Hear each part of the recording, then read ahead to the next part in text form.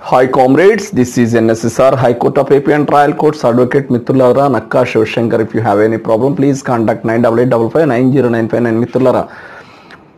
గౌరవ ఆంధ్రప్రదేశ్ హైకోర్టు వారు ఒక తీర్పుని ఇవ్వడం జరిగింది. మిత్రులారా, press freedom to be protected, ఏదైతే పత్రికా స్వేచ్ఛ ఉందో దాన్ని ప్రొటెక్ట్ చేయాలి. Criminal complaints can't be filed based on interpretations of news reports, ఏదైతే న్యూస్ రిపోర్ట్స్ ఉంటాయో వాటికి సంబంధించి వారు ఇంటర్ప్రిట్ చేసి వ్యాఖ్యానాలు చేసినప్పుడు దాని మీద క్రిమినల్ కంప్లైంట్స్ ఫైల్ చేయడం అనేది చెయ్యకూడదు, కాంట్ బి ఫైల్డ్ అని చెప్పేసి freedom of press and press freedom to be protected అని చెప్పేసి గౌరవ న్యాయస్థానం ఏపీ హైకోర్టు వారి యొక్క వ్యాఖ్యానించడం, వారి యొక్క తీర్పులో భాగంగా చెప్పడం జరిగింది. The Andhra Pradesh High Court had quashed criminal proceedings against a senior journalist and editor of Sakshi daily newspaper who was charged under section 353 subsection 3 of Bharatiya Nyaya Sanhita BNS for publication of an article titled Ummadi Krishna Jalalu Archakam, which was alleged to be premised on false information having to be potential to instigate, violate rights and mislead, violate. ఏదైతే ఈ ఉమ్మడి కృష్ణా జలాలకు సంబంధించి ఏదైతే ఈ సాక్షి journalist ఎవరైతే వారు వ్యాఖ్యానం చేశారో వారు దానికి సంబంధించి వారి మీద ఏదైతే 353 సబ్సెక్షన్ 2 ఆఫ్ భారతీయ న్యాయ సంహితకు సంబంధించినటువంటి ఏదైతే ఒక సెక్షన్ లెవెల్ చేసి చార్జ్ చేసి పెట్టడం, దానికి సంబంధించినటువంటి కేసుని ఏపీ హైకోర్టు వారు క్వాష్ చేయడం జరిగింది. అయితే మిత్రులారా, ఇక్కడ వారు వ్యాఖ్యానించినటువంటి వ్యాఖ్యలు ఏదైతే ఈ యొక్క విభేదాలకి రాష్ట్రంలో ఉన్నటువంటి ఏదైతే రైతులకు సంబంధించి కావచ్చు, ప్రజానీకానికి సంబంధించి కావచ్చు, అవి కొంత ఇన్స్టిగేట్ చేసి వైలేషన్కి కారణం అయ్యేటట్టు ఉన్నాయని చెప్పి ఏదైతే ప్రభుత్వం వారు భావించి వారికి సంబంధించినటువంటి వ్యాఖ్యలపై కేసు పెట్టారో దాన్ని క్వాష్ చేస్తూ, ఆ కేసుని క్వాష్ చేస్తూ గౌరవ ఆంధ్రప్రదేశ్ హైకోర్టు వారు ఈ తీర్పుని ఇవ్వడం జరిగింది. అంటే press freedom to be protected, criminal complaints can't be filed based on interpretations of news reports అని చెప్పేసి ఏపీ హైకోర్టు వారు వ్యాఖ్యానించడం జరిగింది. మిత్రులారా, ఏదైనా సరే ఇటీవలే ఒక తీర్పు రావడం జరిగింది. ఒక రీసెంట్ కేసులో సుప్రీంకోర్టు వారు ఈ విధంగా వ్యాఖ్యానించడం జరిగింది. ఏదైతే ఫ్రీడమ్ ఆఫ్ ఎక్స్ప్రెషన్ ఏదైతే ఉందో ఇది ముఖ్యమా, రైట్ టు లైఫ్ ముఖ్యమా అని చెప్పి మనకు ఒక డిబేట్ వచ్చినప్పుడు రైట్ టు లైఫ్ అనేది ముఖ్యం అని చెప్పి చెప్పడం జరిగింది.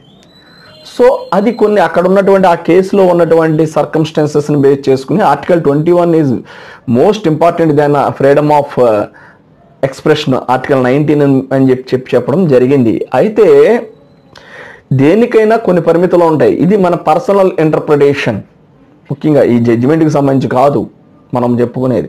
యాక్చువల్గా ఏపీ హైకోర్టు వారు ఇచ్చినటువంటి జడ్జిమెంట్లో press freedom to be protected, criminal complaints can't be filed based on interpretations of news reports అని చెప్పి వారు చెప్పడం జరిగింది. అదేవిధంగా ఏదైతే సాక్షి పేపర్కి సంబంధించినటువంటి లేదు ఫైల్ అయిందో ఆ కేసును కూడా క్వాష్ చేయడం జరిగింది. అయితే మిత్రులారా, ఎప్పుడు కూడా ఒకరి యొక్క ఫ్రీడమ్ ఆఫ్ ఎక్స్ప్రెషన్ అనేది మరొకరి యొక్క రైట్స్ని వైలేట్ చేయకూడదు, మరొకరి యొక్క హక్కులను భంగం కలిగించకూడదు. సో వారి యొక్క ఫ్రీడమ్ ఆఫ్ ఎక్స్ప్రెషన్ అనేది సమాజంలో అసంతృప్తిని, సమాజంలో వైలెన్స్ని ప్రేరేపించకూడదు. ఇప్పుడు నేను ఈ జడ్జిమెంట్కి సంబంధించి నేను చెప్పడం లేదు, కానీ వేరే జడ్జిమెంట్ని బేస్ చేసుకుని చెప్తున్నాను. ఆర్టికల్ 19 గొప్పదా లేకపోతే ఆర్టికల్ 21 గొప్పదా అని ఒక డిబేట్ జరిగినప్పుడు ఆర్టికల్ 21 గొప్పది అని చెప్పేసి వారి యొక్క తీర్పులో భాగంగా వారు చెప్పడం జరిగింది సుప్రీంకోర్టు వారు. సో ఎప్పుడు కూడా ఈ డిబేట్స్ అవన్నీ కూడా ఏ మోటివ్లో జరుగుతున్నాయి అన్నది కూడా చూసుకోవాలి. ఇప్పుడు ఏపీలో దౌర్భాగ్యం కావచ్చు, లేదా మన తెలంగాణలో బ్యాడ్ ఏంటంటే ఈ ఛానల్స్ అన్నీ పొలిటికలైజ్ అయిపోయి ఈ కొన్ని పార్టీలు కొన్ని ఛానల్స్ని మెయింటైన్ చేస్తున్నాయి, కొన్ని పార్టీలు కొన్ని సోషల్ మీడియాస్ని మెయింటైన్ చేస్తున్నాయి, కొన్ని పార్టీలు కొన్ని ఛానల్స్ని మెయింటైన్ చేసుకుంటూ ఉన్నది లేనట్టు లేనిది ఉన్నట్టు చెప్పేటటువంటి ప్రయత్నంలో చేస్తున్నటువంటి సందర్భంలో భాగంగానే ఇలాంటి పరిస్థితులు తలెత్తుతున్నాయి. సో అసలు ప్రెస్ యొక్క డ్యూటీ ఏంటన్నది వారు మర్చిపోయి వారు కూడా కొన్ని పార్టీలని భుజాన్ని ఎత్తుకుని కొన్ని పార్టీలకు గొడుగులు పట్టుకుని ప్రొటెక్ట్ చేయడం మొదలెట్టినప్పుడే ఇటువంటి పరిస్థితులు అనేవి తలెత్తుతున్నాయి. సో ఇక్కడ ప్రెస్ అనేది అది పార్టీ ఛానల్గా వర్క్ చేస్తుందా లేకపోతే ఇండిపెండెంట్ జర్నలిజానికి సింబాలిక్గా వర్క్ చేస్తుందా అన్నది మనం చూడాలి. సో ఇక్కడ జరిగింది ఓకే, ఎక్కడైతే ఫ్రీడమ్ ఆఫ్ ఎక్స్ప్రెషన్ ఉండదో అక్కడ ఆటోమేటిక్గా ప్రజలే తిరగబడతారు. అటువంటి తీర్పులు ప్రజాక్షేత్రంలో ఇవ్వడం జరిగింది. సో ఖచ్చితంగా ఒక జర్నలిస్ట్కి ఉన్నటువంటి రైట్ను మనం ప్రొటెక్ట్ చేయాల్సిందే. వారు ఫ్రీడమ్ ఆఫ్ ఎక్స్ప్రెషన్లో భాగంగా ఆర్టికల్ 19లో భాగంగా వారి ఇంటర్ప్రిటేషన్ ఏదైతే న్యూస్ రిపోర్ట్స్లో వచ్చినటువంటి ఆ రిపోర్ట్స్ని బేస్ చేసుకుని వారు ఇంటర్ప్రిట్ చేయడం జరిగినప్పుడు వారి మీద కేసు పెట్టడం జరిగినప్పుడు ఇది ఖచ్చితంగా దాన్ని క్వాష్ చేయడం అనేది ఖచ్చితంగా న్యాయబద్ధమే. కానీ ఇక్కడ ఎవరైతే ఈ ఛానల్స్ నడుపుతున్నారో హెడ్స్ పొలిటికల్ పార్టీస్కి కొమ్ము కాయడం, గొడుగు పట్టడం, వారి యొక్క రాజ్యాంగబద్ధమైనటువంటి వారి డ్యూటీస్ని విస్మరించడం జరిగినప్పుడు ఎలాంటి పరిణామాలకు దారితీస్తున్నాయి. ముఖ్యంగా వారు ఆపోజిట్ పార్టీని విమర్శించడానికి కావాల్సినటువంటి మెటీరియల్ని, ఆపోజిట్ పార్టీని విమర్శించడానికి కావాల్సినటువంటి వ్యక్తుల్ని తెచ్చుకుని ఈ బురద చల్లేటటువంటి కార్యక్రమాలు చేపట్టడం, మళ్ళీ వీరు కూడా అదే ప్రయత్నాలు చేయడం. ఏదైతే రూలింగ్ గవర్నమెంట్ ఉంటారో వారు కూడా అదే ప్రయత్నాలు సహజంగా చేస్తున్నారు. ఇదేమి ఎవ్వరూ కూడా గొప్పవారని చెప్పే ప్రయత్నం కాదు ఇది. సో ఇలాంటి పరిస్థితులు వస్తున్నప్పుడు ప్రెస్కు ఉన్నటువంటి ఇంపార్టెన్స్ అనేది పోతుంది. వారికి ఉన్నటువంటి ఒక జర్నలిస్ట్ ఆర్ ఒక ఎడిటర్ వారి యొక్క ఛానల్కు ఉన్నటువంటి క్రెడిబిలిటీ అనేది దెబ్బతింటుంది. వారి మీద ఉన్నటువంటి విశ్వాసం అనేది సడలిపోతుంది.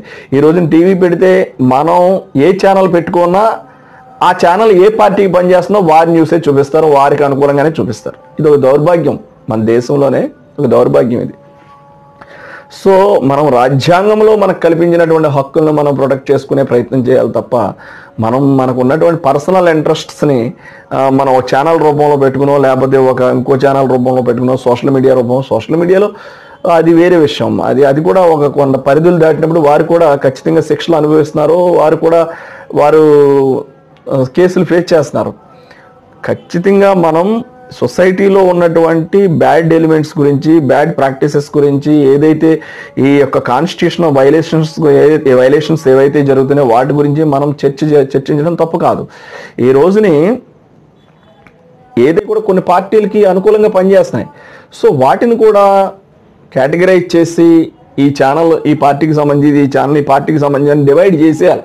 దానికి కూడా కొన్ని గైడ్లైన్స్ సుప్రీంకోర్టు ఇచ్చి వాటిని ఇంకా ఎట్టి పరిస్థితుల్లో పార్టీ పాంప్లెట్స్ కింద చూడాలి, పార్టీ మౌత్ పీసుల కింద చూడాలి తప్ప ప్రెస్ కింద చూడకూడదు అనేది నా పర్సనల్ ఒపీనియన్. ఇది ఈ జడ్జిమెంట్లో చెప్పలేదు కానీ నేను వ్యక్తిగతంగా నా పర్సనల్ ఒపీనియన్ కింద నేను చెప్తున్నాను. This is NSSR. If you have any problem please contact 9855909599 advocate NSSR.